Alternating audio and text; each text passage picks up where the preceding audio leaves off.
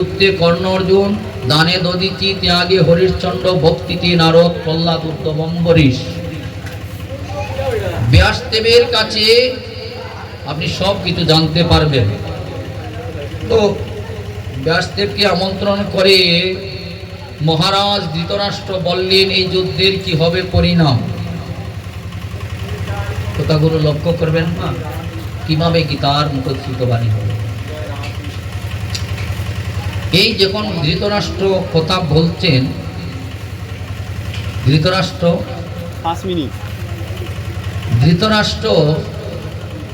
জানতে চাইলেন এই যুদ্ধের পরিণাম কি হবে। ধৃতরাষ্ট্র যখন জানতে চাইছেন, ব্যাসদেব বললেন তোমার পুত্র পরিজন কেউ বেঁচে থাকবে না। পঞ্চ পাণ্ডবের অর্জুনের ছেলের নামটা কি? অভিমন্যু। অভিমন্যুর ছেলে মাতৃগর্ভে, সেখানে তাকে আঘাত করা হবে, কিন্তু স্বয়ং কৃষ্ণ ওনার পুণ্য দান করে ওকে রক্ষা করবেন। আচ্ছা শুনুন, কারো দুঃসংবাদ যদি চলে আসে যে আপনার পুত্র মারা যাবে, এখানে কেউ বসে থাকবেন? এতক্ষণ যে মানসিকতায় তিনি জিজ্ঞাসা করছেন, স্বয়ং রাজা ধৃতরাষ্ট্র আর এখন সেই স্থির মস্তিষ্কে নেই। কারণ তিনি জানতে পারলেন ওনার পুত্র যে ওনার বেঁচে থাকবেন না। এক সুত পুত্র যুদ্ধক্ষেত্রে মৃত্যুবরণ করবে। প্রস্তাব করলেন যে যুদ্ধটা কোনো প্রকারে বন্ধ করা হোক, কোনো প্রকারে যুদ্ধটা বন্ধ করা হোক। তিনি বললেন এটা আর সম্ভব নয়। তখন বেদব্যাস যে কথাগুলো বলছিলেন ধৃতরাষ্ট্রকে, অদর নয়নে ধৃতরাষ্ট্র কাঁদতে আরম্ভ করলেন। যদি 10 বছর বয়সে যখন ভীমকে বিষ খাইয়ে, দুর্যোধন ভীম খাইয়ে বিষ খাইয়ে ভীমকে সমুদ্রে ফেলে দেওয়া হলো, তার বিচার কি করেছিলেন? করেন নাই।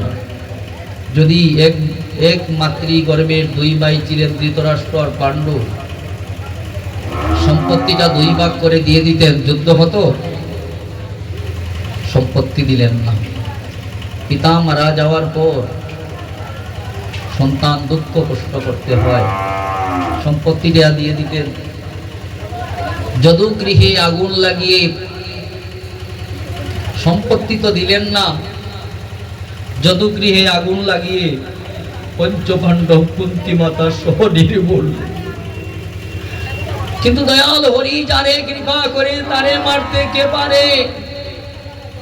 তাই তো ওরা রাজসভায় যেদিন দ্রৌপদীকে অপমান করেছিল, সেদিন স্বয়ং তো রাজ সিংহাসনে তুমি ছিলে, কি বিচার করলে? তাই শেষকালে যখন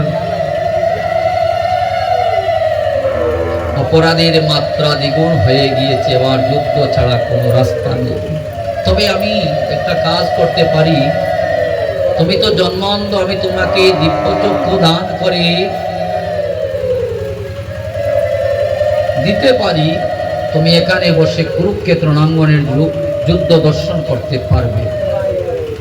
ধৃতরাষ্ট্র বললেন আমি তো জন্মান্ধ, দৃষ্টি পেয়ে দেখবো যে আমার পুত্র মারা গেছে, সেটা আরো আমার বড় কষ্ট হবে। কৃপা করে আমার রথের সারথি সঞ্জয়কে দান করো, আমি তার মুখ থেকে শ্রবণ করব।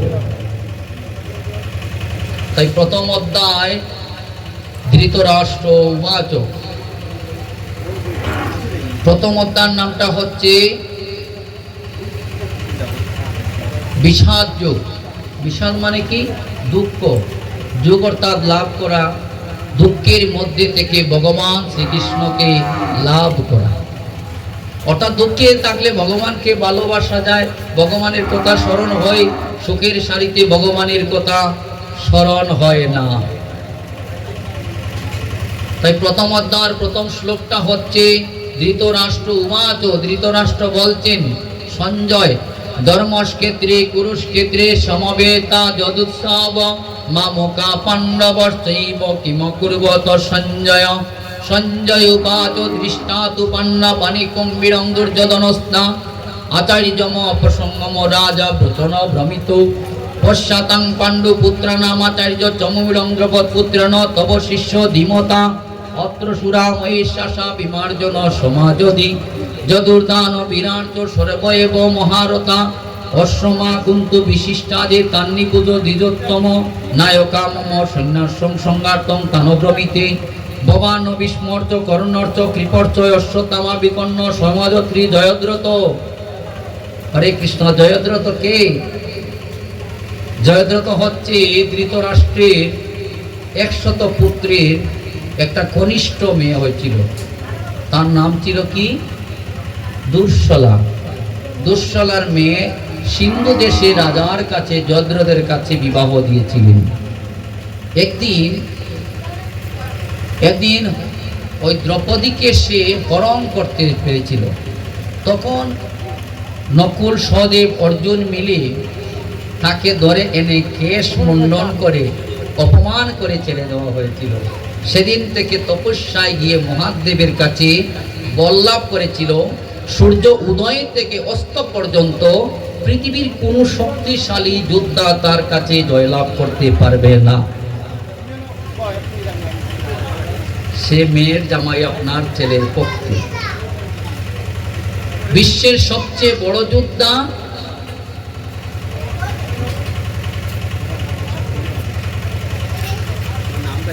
সবচেয়ে বড় যোদ্ধা কে? বিশ্ব।